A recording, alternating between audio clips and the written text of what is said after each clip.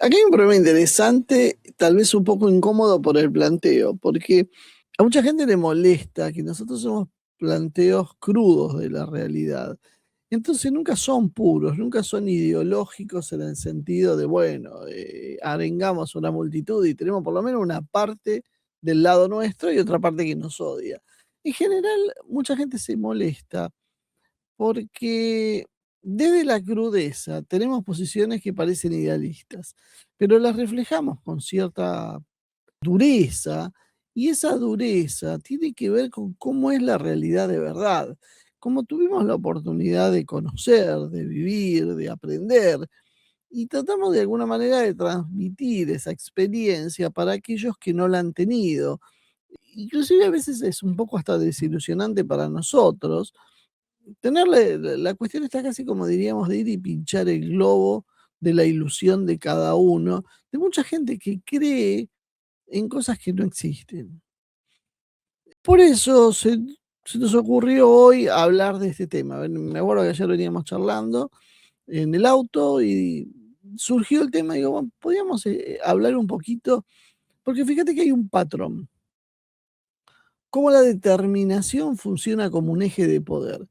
Incluso a veces cuando el propio poder material no alcanza, pero también puede ser una especie de autoengaño colectivo y terminar en un desastre, ¿no?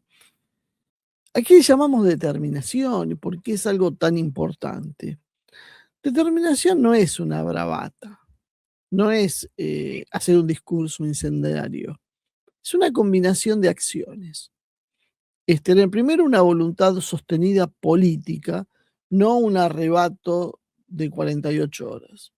Muy típico de nuestros gobiernos, ¿no? Que están en una temporada, se les ocurre hacer una cosa y mañana cambian y van para otro lado. No, eso no es determinación, eso es un exabrupto, nada más. Y tener esa voluntad política sostenida hace la diferencia. Tener una tolerancia profunda al costo que eso va a significar, porque muchas veces para ejercer esa determinación en algo, uno tiene que enfrentar sanciones, aislamientos, presiones, calcular un riesgo y aceptarlo, y hay muchos que simplemente piensan igual que uno y no lo dicen precisamente por miedo. No lo dicen o no lo hacen, y depende de la función de cada persona, bueno, eso puede llegar a ser hasta una escalada mundial. Tener una claridad de objetivos, por supuesto, bueno, no todos estarán de acuerdo con los objetivos, pero sí saber hacia dónde se apunta, independientemente de que esté bien o mal. Porque acá no estamos haciendo, y esto es otra de las cosas a tener en cuenta, un juicio de valor, sino en general nuestros videos circulan alrededor de entender la lógica y el funcionamiento. Después cada uno, una vez que entiende cómo funciona esa herramienta, le pone la carga ideológica que quiere, o sea, utiliza esas herramientas para algo. Nosotros solo describimos, mire, esto funciona de tal manera. No es que esté bien o que esté mal, es, punto. Y tener además una capacidad de sostener un ritmo interno, porque si uno no tiene esa cohesión interna, todo el relato se cae. Eso es lo que podríamos definir como una estrategia clásica. Lo decisivo no es solo tener fuerza, sino en realidad ser creíble cuando decís que vas a usar esa fuerza y vas a sostener las consecuencias. La credibilidad entonces se construye en base a una historia. Si uno dice algo y luego retrocede, dice algo y hace otra cosa, finalmente nadie te toma en serio. Tenés que avanzar a como dé lugar, porque eso es lo que hace que seas creíble. Te van a temer o por lo menos te van a tomar en serio. Van a saber que cuando decís algo, sos consecuente con lo que decís. Entonces, ahí, en esas condiciones, la determinación funciona como una especie de multiplicador de fuerzas. El poder real, más la credibilidad, más la tolerancia, la resistencia a los costos que eso significan, transforma a un actor timorato en un protagonista. Un actor timorato puede tener recursos, pero si no tiene agallas para pagar el precio, se vuelve frágil. Esos mecanismos son los que hace que la determinación imponga obediencia, compre obediencia, básicamente, porque funciona con una dualidad de efecto y disuasión, efecto de miedo y disuasión. Si tu adversario cree que va a ser al final, no solo tu adversario, puede ser tu amigo, puede ser la persona o el ente o el espacio que te acompañe, cree en vos y cree que vas a ir hasta el final, sí o sí, porque despreciar las consecuencias de eso, tu determinación te lleva a que vas a hacer eso, va a ajustar su propia conducta a tu actitud. Y si es un enemigo y no quiere chocar con vos, va a tratar de no chocar y va a cambiar su rumbo para evitar la colisión. Porque sabe de tu determinación, sabe que vos vas en ese sentido, seas una persona o seas un país. Y esto es la clave entonces, porque muchas veces las victorias se logran sin una pelea, simplemente porque el rival se frena, se autocensura, se achica, se acobarda. Hay una ventana de acción interesante que determina también el éxito o no. El que es decidido actúa rápido y con hechos consumados. El indeciso queda en general atrapado discutiendo procedimientos, legitimidad, coaliciones, oportunidades, y ahí queda navegando en la indefinición. También hay una simetría de costos. Si para uno el objetivo es esencial, es existencial, es de supervivencia, y para el otro es un tema más, pero no no de supervivencia, evidentemente vos vas a tener un resto, un aguante, porque te estás jugando todo. Y eso te da una ventaja y hace que el otro desista en general antes que vos. Otra cosa a tener en cuenta es el dominio narrativo. El que está decidido suele imponer la agenda, obligando a los demás a reaccionar. Y quien reacciona tarde queda mal parado, queda en malas condiciones para negociar. También a veces hay una ambigüedad calculada. A veces el que es más decidido no necesita tener una superioridad total.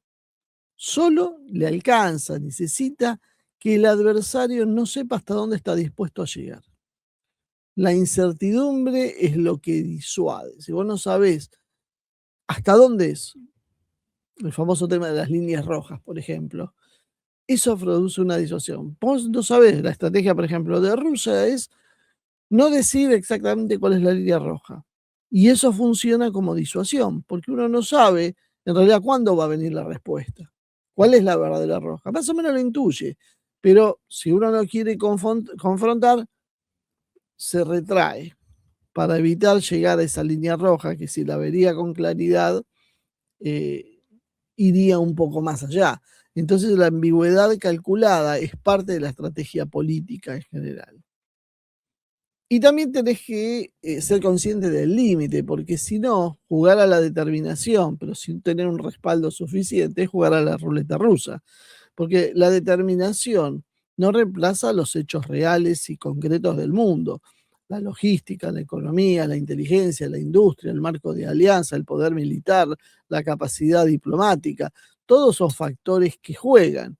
Y si uno no puede sostener el costo, esa determinación en realidad se va a terminar transformando en fatiga social para la ciudad, para las sociedades, fractura entre las élites, golpes electorales o directamente el colapso del sistema, que es, por ejemplo, lo que yo creo que pasa en Europa, donde se produce fatiga social ante una situación determinada. Podemos ver cualquier conflicto a la luz de este problema. Cuando vamos viendo dentro de las pautas cómo van encajando para ir entendiendo la lógica, cómo esto funciona. Y van a ver que no estoy inventando nada, es simplemente describiendo un proceso que lo único que hago es sentarme a pensar y ver algunas pautas para sistematizarlo y entenderlo, pero en realidad lo intuimos todos. No dije nada hasta ahora que para alguien sea un asombro. Nadie va a decir, uy, yo no sabía eso, nunca me lo hubiera imaginado. Sí, seguro que todos los imaginamos. Quizá lo que nunca hacemos es secuenciarlo, es pensarlo, organizarlo, ordenarlo, darle sentido. Es más intuitivo. Entonces, hay que tener cuidado porque también hay un punto donde la convicción puede ser básicamente una terquedad estratégica y seguir por orgullo cuando el objetivo ya es inalcanzable puede traer muy malos resultados. No es la única razón, pero por ejemplo, Zelensky eh, está derrotado desde hace un tiempo largo y sin embargo no lo acepta y de haber cedido para que se enseñe ruso en algunas regiones y se le dé una cuota de autonomía, pasó a perder el territorio, a destruir el país, a que se exilie la mitad de la población, y ahí sigue diciendo que va a recuperar todo el territorio. Evidentemente hay una terquedad en su proceder, fruto tal vez del orgullo para algún sector y también de sentirse acorralado, que lo hace ser irreflexivo. Hasta el propio Trump se lo ha dicho y no entiende razones. Entonces, eh, uno sobre esta base puede ir entendiendo cómo aparecen algunos patrones que no tienen que ver con la propaganda, sino patrones de conducta. Por ejemplo, los imperios marítimos, como el del Reino Unido inicialmente o Gran Bretaña, funcionaron en base al control de rutas marítimas y a la determinación. Y esto es algo que en general se tiene muy poco en cuenta, porque nosotros hacemos todo el análisis, las capacidades geográficas, la capacidad industrial, la capacidad financiera, las alianzas, todo bárbaro, pero nos olvidamos de un pequeño detalle que a veces hace la diferencia, que es la determinación.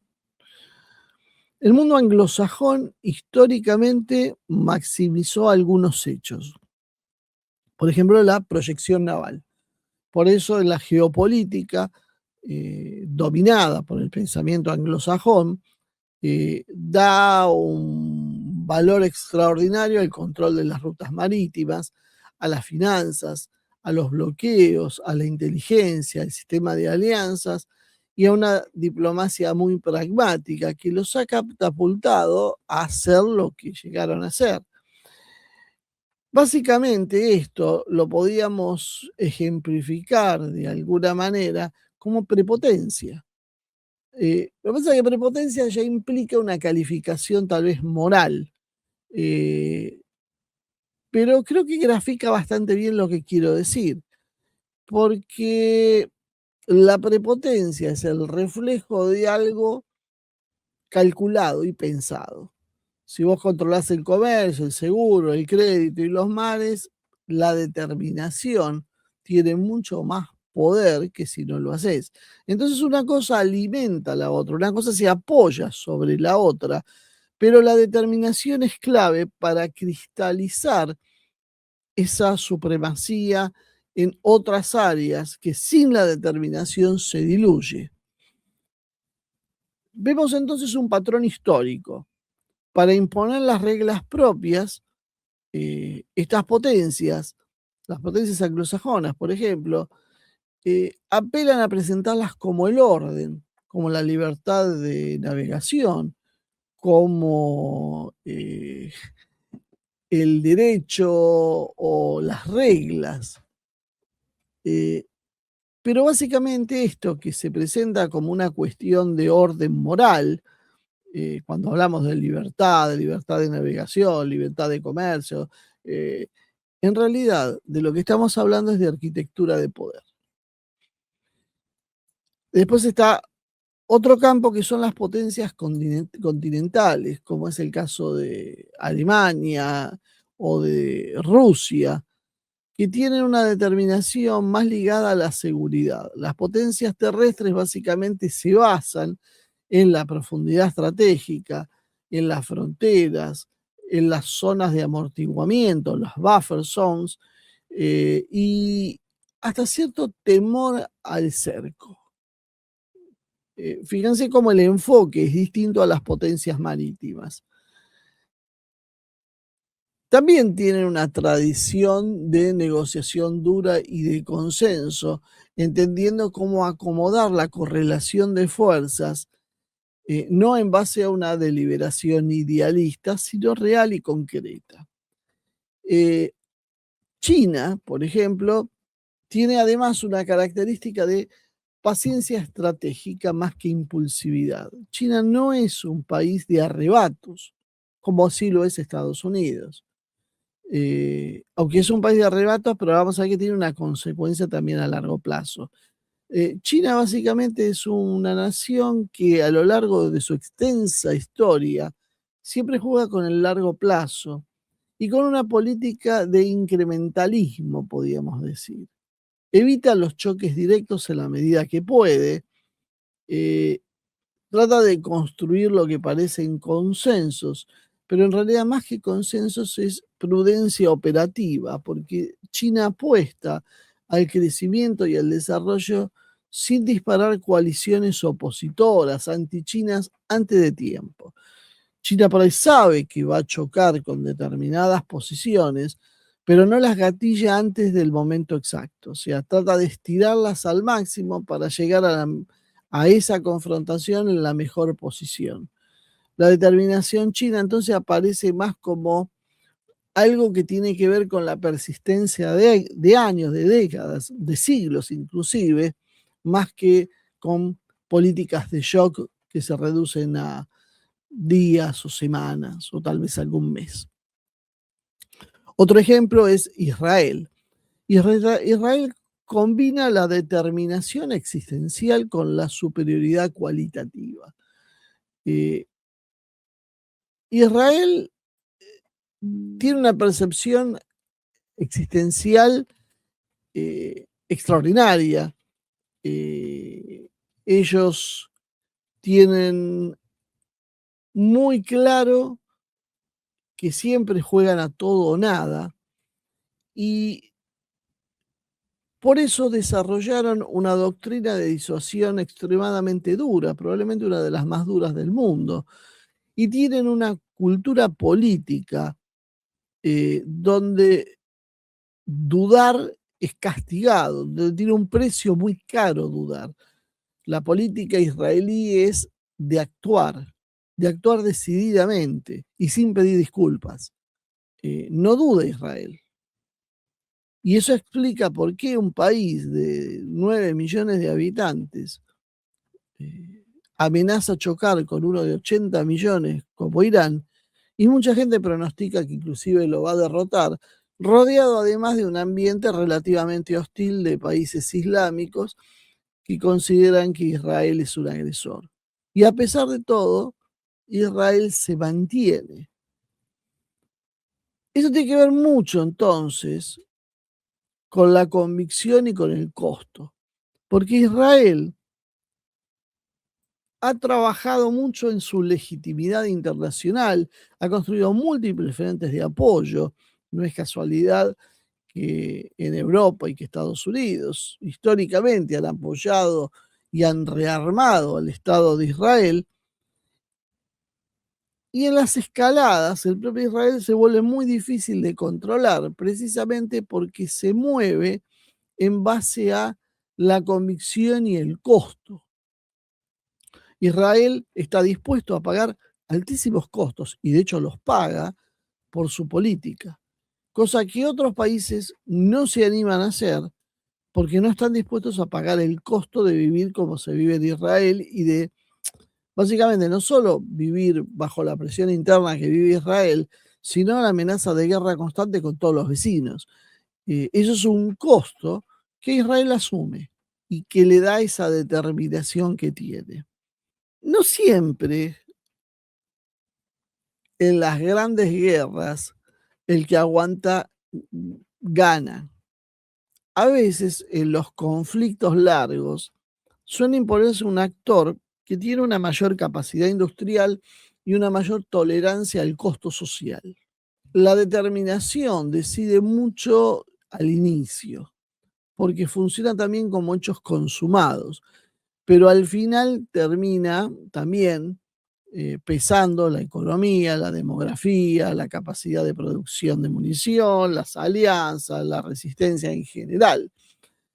Es decir, la determinación permite la guerra estilo Blitzkrieg. La Blitzkrieg que utiliza Occidente tiene que ver con esa determinación.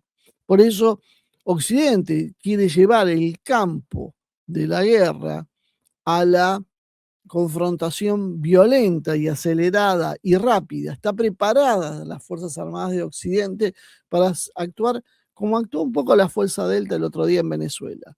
Una explosión muy fuerte, muy violenta, con mucha capacidad, con muchos recursos, pero que se agota en el tiempo. ¿Se acuerda cuando hablábamos de un maratonista y un velocista? Occidente es el velocista. Bueno, eso es Occidente. Pero claro, si la guerra se prolonga, eso no alcanza. Y la guerra la gana ¿quién? El que tiene mayor economía, el que mayor tiene industria, el que tiene mayor demografía, porque se te va muriendo el soldado, te quedás sin mano de obra, y el que tiene mayor resistencia mental, porque si la sociedad no está dispuesta a los sacrificios que requiere el enfrentamiento, perdes de antemano. El adversario sabe que solo llevarte hasta el punto en que te fatigues y te canses. Y eso es parte de la guerra, y muchas veces se le achacó a Estados Unidos ese problema, que Estados Unidos se retira de las guerras y nunca se atreve a dar el paso final, porque la sociedad estadounidense, en el fondo, es una sociedad violenta, pero no está dispuesta a sostener esas guerras eternas en el mundo. Y eso se ve cada vez más, se pica la cara. Hoy Estados Unidos funciona con una determinación enorme como base de su herramienta política. Esto lo vimos en Venezuela, lo acabamos de ver, secuestrando a un presidente. O sea, más determinación política que secuestrar a un presidente de un país vecino es difícil de encontrar. No tiene ningún problema, fueron y lo hicieron. Y después fueron y persiguieron un buque eh, que no se sabe si era ruso, si era ucraniano, si era iraní o de dónde era el buque, porque cambiaba todos los días de bandera y al final de la tripulación solo 2 tripulantes son rusos, el resto son la mayoría ucranianos, 3 de la India, había 20 ucranianos, 3 de la India y no me acuerdo de dónde eran. Pero no dudó, fue y lo capturó. Pero claro, Estados Unidos sí tiene una enorme capacidad para actuar, eso no lo podemos desconocer, pero también tiene una determinación condicionada por la polarización interna que hay. Porque precisamente uno de los problemas que tiene Estados Unidos ahora es cómo va a resolver internamente el tema de tener secuestrado un presidente, porque hay un sector que quiere usar eso en contra de Trump para condenarlo. Hay ciclos electorales que marcan los ritmos de Estados Unidos y que simplemente una derrota en las elecciones de medio término haría naufragar esta política de Estados Unidos y empezaríamos a ver un nuevo ciclo.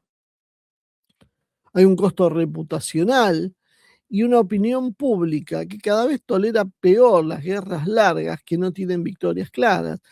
Y aquellos tan optimistas con el poder militar de Estados Unidos, les recuerdo que desde la Segunda Guerra Mundial hasta ahora nunca ha ganado una guerra Estados Unidos. Ha ganado alguna escaramuza, alguna batalla con un país menor, pero en las guerras más o menos complicadas que se metió, en todas funcionó con esa lógica.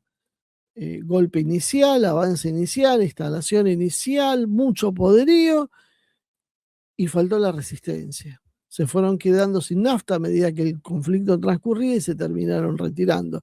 Y muchos dicen, no, pero Estados Unidos si querría hubiese hecho tal cosa, pero no lo hizo porque en realidad la presión interna, su sociedad no lo quiso, hubo protesta, lo que ustedes quieran, pero eso es parte de la guerra. Parte de la guerra es mirar la voluntad del enemigo. No todo en la guerra es el campo de batalla, es mucho más amplia la guerra.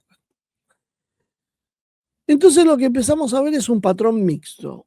Muy decidido Estados Unidos en las sanciones, presión financiera, apoyo indirecto, ataques puntuales, pero muy errático en lo que tiene que ver con las prolongaciones y los compromisos sostenidos en el tiempo.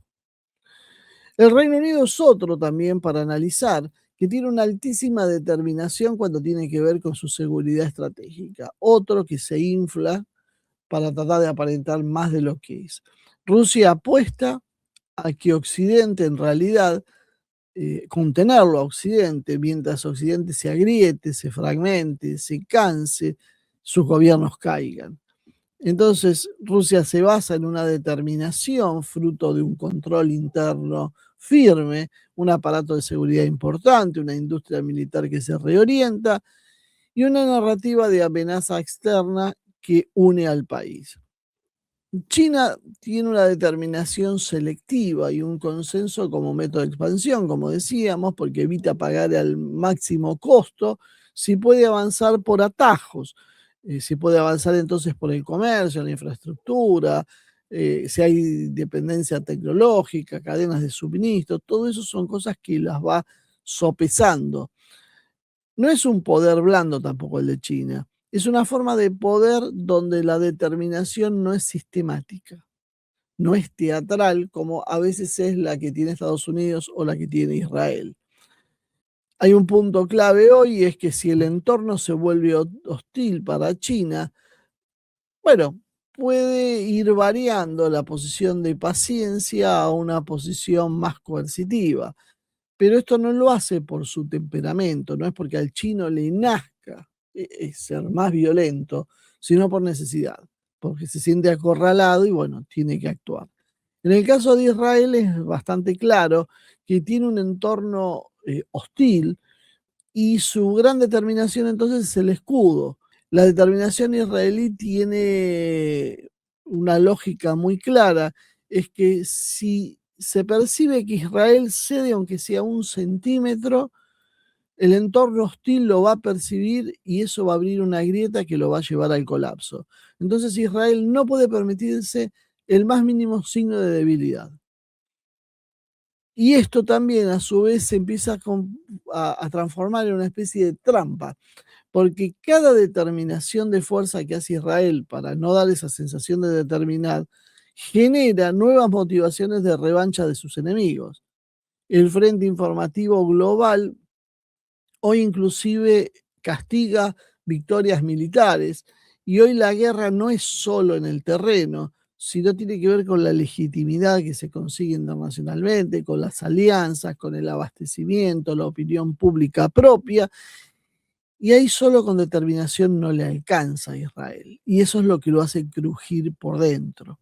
En Europa vemos tal vez una situación inversa, donde empieza a aparecer cierta timidez como resultado estructural, porque hay muchos actores timoratos que no pueden resolver las situaciones, no porque no quieran resolverlo, sino porque responden a coaliciones internas frágiles, economías que están sensibles, en decadencia, sociedades que están envejecidas, dependencias energéticas industriales y hasta una versión cultural de su sociedad hoy al conflicto. Es decir, Europa tiene la mentalidad agresiva del colonialista pasado, pero no tiene los métodos. Entonces lo que hablábamos también, no alcanza solo con la determinación pura, porque tiene la determinación, pero no tiene con qué.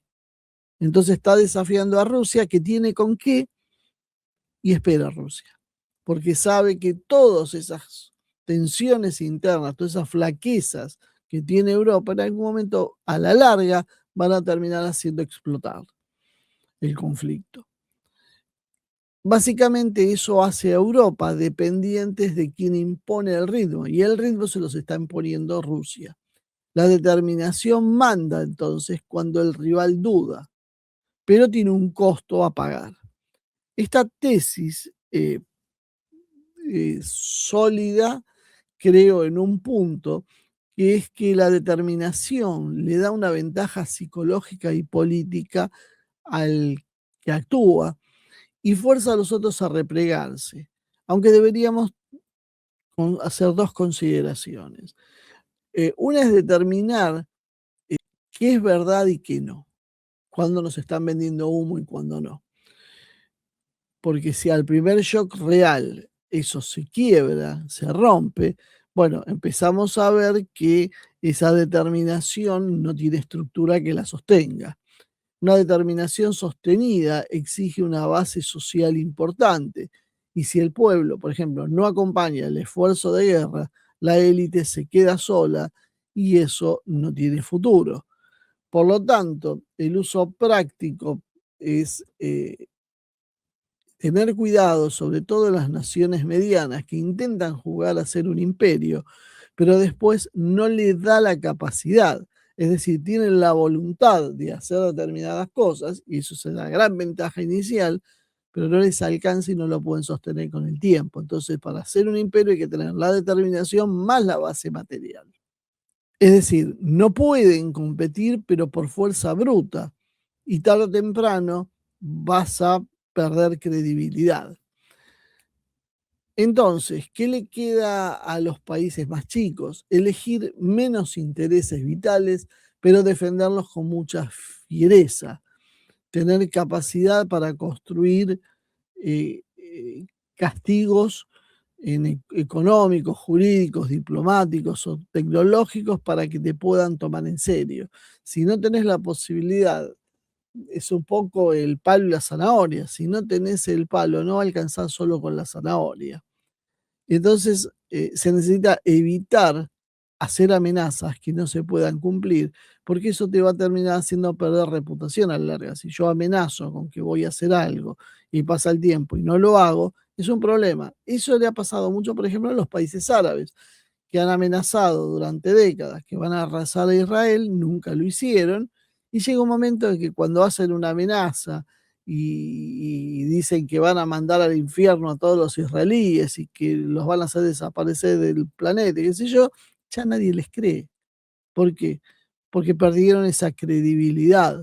Entonces hay que tener cuidado con la dosificación de las amenazas y si son pocas, tienen que ser plausibles de ser cumplidas, si no es preferible no hacerlas.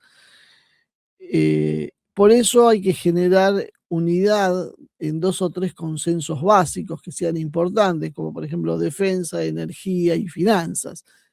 Sin eso no hay determinación posible, o sea, la determinación va a existir, pero va a tener que tener columnas sobre las cuales apoyarse para tener cierta credibilidad. En la política interna, y esto es interesante verlo, sucede lo mismo.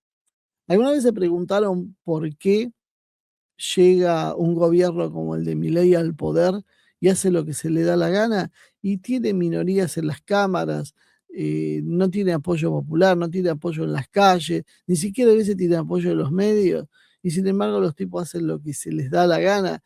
Y hay otros gobiernos que tenían el 54% de los votos en una elección, controlaban las 2 cámaras y no lograban imponer ninguna ley realmente importante, solo pequeñas leyes que después leyes que uno veía que les costaba años de debates y presiones sacarlas y que después cuando viene el cambio de gobierno, el gobierno liberal saca un decreto y se acabó todo ese proceso.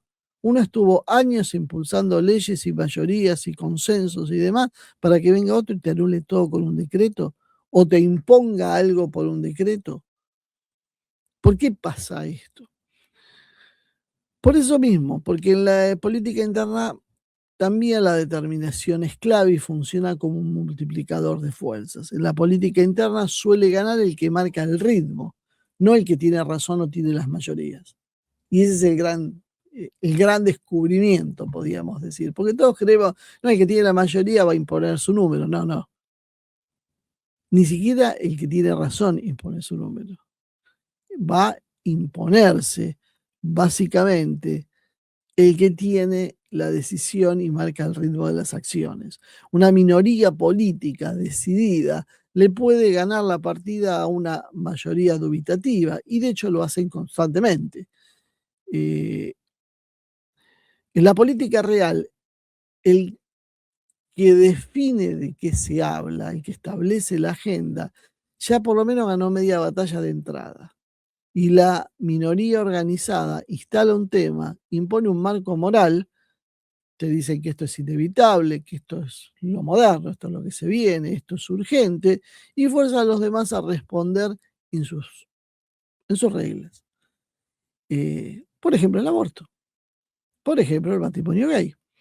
Eh, no eran demandas de la sociedad. Sinceramente, la sociedad no demandaba ni el matrimonio gay ni demandaba el aborto. No era un tema de minorías. Había una pequeña minoría que lo tenía como una bandera de lucha y la inmensa mayoría no siquiera era tema.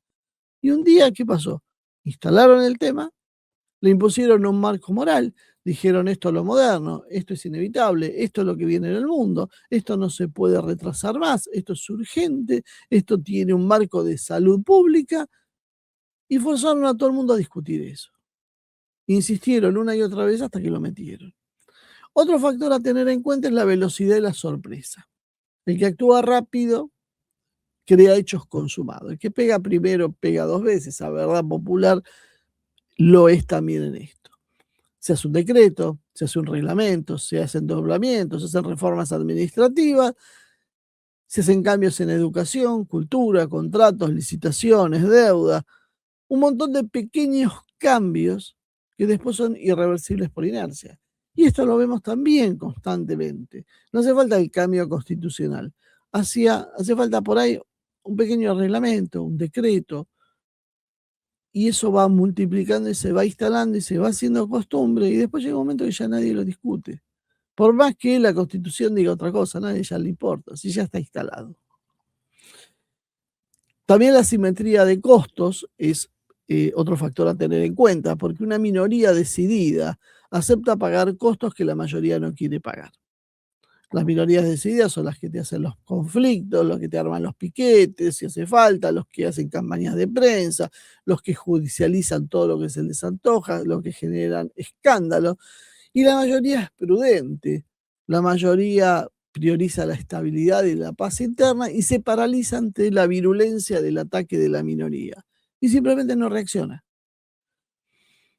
Si a esto le sumamos la disciplina interna, la cosa se termina de complicar, porque el que es decidido y minoritario suele tener una línea clara, tiene punteros y cuadros que ejecutan las órdenes y tiene como una especie de manual para hacer la resistencia. Saben qué hacer, qué pasos dar, cómo moverse. La mayoría amplia suele ser bastante más heterogénea y con conflictos internos que la mayoría intensa. Y produce una captura institucional silenciosa, porque aunque no tengan la mayoría social, estas minorías intensas suelen tener parte del aparato burocrático, pueden tener llegadas en ONGs o en sindicatos o partidos políticos, en universidades, en los medios de comunicación, en el entretenimiento, en la justicia, en algunas regulaciones. Y todo esto reduce el costo de imponer porque ya tienen una inercia en el aparato burocrático que la mayoría no tiene, porque se han ido depositando como placas sedimentarias con una conciencia de lo que quieren. Entonces nos encontramos de vuelta con la determinación y el coraje teatral, que es cómo sostener esto de verdad. La determinación multiplica la fuerza, pero no tiene que ver con gritar más fuerte, tiene que ver más bien con tener un objetivo nítido. No importa que sea bueno, que sea malo, que sea discutible o no. Es saber a dónde van. Lo vemos Milei con lo que acaba de hacer. Saca un decreto, se puede vender las tierras extranjeras, saca otro decreto, ya no interesa que no se pueda, se habilita que se cambie el destino. Entonces yo puedo prender fuego un campo para después destinarlo a otra cosa. Porque antes tenía un destino y ahora se lo quiero cambiar y nada mejor que entonces destruirlo y ya no está más y ahora le damos un nuevo destino. Si me obligaban a mantener el destino, ¿para qué voy a hacer eso si no lo puedo cambiar? ¿Y eso cómo lo hace? Lo hace por un decreto. Con el arrebato, lo instala, sabe lo que quiere, el objetivo es muy nítido, muy claro, sabe cómo implementarlo, quién lo va a ejecutar, qué instrumentos, de qué manera se va a hacer, y de esa manera tiene el control del conflicto, presionando sobre la justicia, con presión mediática y demás para tratar de mantenerlo. También hace falta una protección del núcleo político, con un juego de premios y castigos que obliga a cerrar filas y a disciplinar la fuerza interna con una narrativa que suele ser simple. Esto es lo que hay que hacer, punto. No está sometido a debate. Fíjense que las minorías liberales suelen manejarse de esa manera. Hay que privatizar. ¿Por qué? Porque es lo que hay que hacer. Porque es lo que hacen los países importantes. Punto. ¿Es cierto o no? Pero no importa. Lo dijeron, lo aseguraron, lo repiten y nadie lo discute. Entonces, cuando todo eso está armado, una minoría puede imponer muchísimas cosas con muy poco en su haber. Porque básicamente la mayoría duda. Eh, Muchas veces también tiene que ver con cuestiones humanas y otras con estructurales, como por ejemplo el miedo a romper el consenso social, porque ellos, acuérdense que la mayoría prefiere no hacer olas. Entonces, si los medios de comunicación, si los medios de entretenimiento, si los artistas, si las minorías de las ONG intensas fijan una política, a la mayoría le da miedo ir en contra de eso. Entonces, prefieren nada, no hacer nada. Y por otro lado están otro hecho, que son grandes coaliciones, que suelen tener vetos internos y actores que piensan distinto y que bloquean las iniciativas. Entonces, cuanto más grande, más fácil que se paralice. Hay una dependencia de los aparatos burocráticos, sindicales, de los gobernadores, de los medios. Básicamente, si no los controlás, es porque hay una duda. Está el problema de la falta de cuadros, que es decir, no hay gente preparada para ejecutar lo que la voluntad política quiere. Entonces, a la larga, esa voluntad política se diluye porque queremos hacer algo, pero no hay nadie que lo pueda hacer, que lo sepa hacer, nos falta gente, y eso se diluye y queda la nada. Y después la culpa moral, que tampoco la podemos subestimar, porque te corre, por ejemplo, con cosas como el autoritarismo, como las mayorías suelen tener esa posición de respeto por las minorías y derechos humanos. Cuando vos querés hacer algo que contraviene los intereses de esa minoría, viene la acusación de autoritarismo, de antiderechos, y eso que hace paraliza a la mayoría, porque es la carta mágica, sos un antiderecho. ¿Se acuerdan? Decían antiderechos, por eso era. Y claro, los otros no, decís, ¿cómo antiderechos si yo toda la vida luché por los derechos sociales? Y te extrapolaban algo para generarte esa duda. Entonces, la parte espesa de todo esto tiene que ver, y es la parte por ahí menos presentable, podría decir, tiene que ver con la complicidad, la simulación y la corrupción que existe en el sistema para que funcione. Eh, Muchas veces el avance que tienen esas minorías no responde solo a la determinación, lo pusieron y nadie se atrevió y quedaron todos paralizados. A veces pasa, pero otras veces tiene que ver con un acuerdo tácito entre élites. Básicamente, por ejemplo, cuando hay una oposición controlada, esto se discute en televisión, se hacen debates, pero en lo esencial nadie toca nada. Las puertas giratorias, otra cosa a tener en cuenta, porque hoy alguien es un regulador, mañana trabaja como empresario, pasado mañana es un consultor, mañana entra en otro ministerio, o después pasa a ser un diputado, y después vuelve a la actividad privada, y esas puertas circulares hacen que sea la misma gente de un lado y otro del mostrador. La corrupción también es un factor disciplinador muy importante, porque el que obedece es premiado y el que no obedece se lo expone. Se le crean causas falsas, se lo presiona, se lo hostiliza, se le hacen campañas mediáticas. Básicamente lo que también se hace es el cambio de formas, pero no de fondo, es decir, se anuncian grandes reformas históricas, si bien si tendremos de estas, pero en realidad el núcleo de negocio no se toca nunca. Veamos, por ejemplo, los cortes de electricidad. Hace 30 años se privatizó todo para evitar los cortes de electricidad con grandes inversiones que iban a hacer las empresas privadas. Nunca hicieron nada, pero nunca cambió nadie nada. Y cada tanto se anuncia un gran plan de reactivación y puesta en valor y qué sé yo, y todo queda igual. Y se te vuelve a cortar la luz o lo que sea, porque funciona todo con esa lógica. Y también hay una cierta complicidad por convivencia. Yo no te toco este negocio, vos no me toques este otro. Vayan y vean cómo funciona la ciudad de Buenos Aires y una convivencia entre las fuerzas mayoritarias que se reparten la ciudad de Buenos Aires precisamente como un enorme botín. Es decir, una minoría puede pasar entonces políticas porque parte del sistema ya está comprado, ya está atado a ese paquete. Podemos distinguir esto si hay complicidad genuina o complicidad por corrupción. Fijarse si a nadie, quién pierde y quién gana. Si cada vez que hay un arreglo de estos, no hay un perdedor claro en la ecuación económica y hay y no hay un ganador claro, bueno, esos son indicativos. Si nadie pierde es porque hicieron un acuerdo. Si no, algún perdedor tiene que haber y alguien gana y alguien pierde. Si todos ganan y todos están contentos es porque se repartieron todo. Otra cosa a prestar atención es si se toca el mecanismo o es solo cosmética, cambio de discurso, si cambian eslóganes, nombres, ministerios, pero en realidad no cambian las políticas de fondo. Por ejemplo, si el Ministerio de Género deja de ser Ministerio de Género y pasa a ser Secretaría de Género, te cambiaron el título, pero todo sigue igual. Le rebajaron un poquito, sí, pero en el fondo no estás tocando la política de verdad.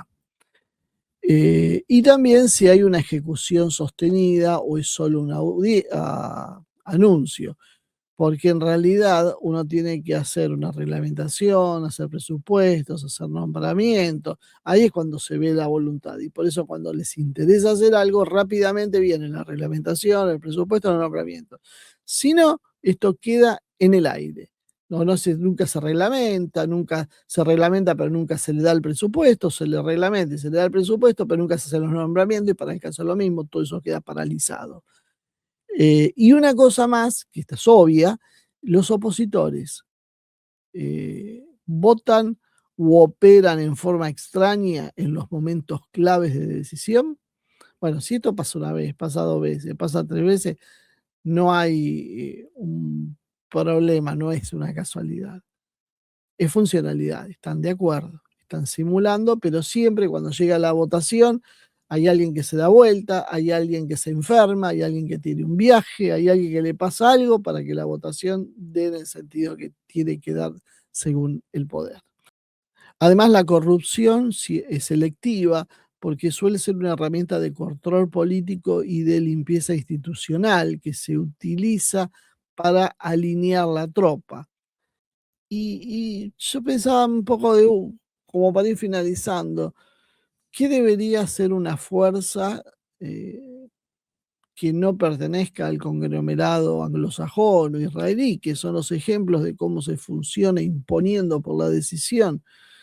Bueno, miremos cómo ellos han funcionado. ¿Qué es lo que hacen? Primero captan las palancas, que es la justicia, las regulaciones, las compras, la educación, comunicación institucional. Recién cuando ellos empiezan a tener eso en su poder, comienzan con las reformas reales. Eh, Formar cuadros con gente capaz de ejecutar, porque la mayoría es un decorado. Necesitas cuadros que realmente hagan las cosas y el resto va a acompañar y una disciplina interna firme, eh, y veamos cómo ellos funcionan también. El que los sabotea queda afuera y las coaliciones grandes sin disciplina siempre terminan en derrotas. Por lo tanto, eh, algunas cosas como, por ejemplo, y esto es un manual de praxis política, no pedir tanto perdón por hacer las cosas, explicar el costo y lo que se va a pagar y hacerlo. Eh, Usar una anticorrupción real, porque si no limpias adentro lo que tenés, luego después te van a manejar las carpetas y te van a volver dócil. Y recordar que la determinación es el poder en sí misma, pero si la determinación está sostenida por complicidad de élites y corrupción, entonces lo que vemos ya no es superioridad moral ni mejor gestión, sino un sistema aceitado para que nada cambie en lo que importa y solo cambie la cuestión superficial y estética.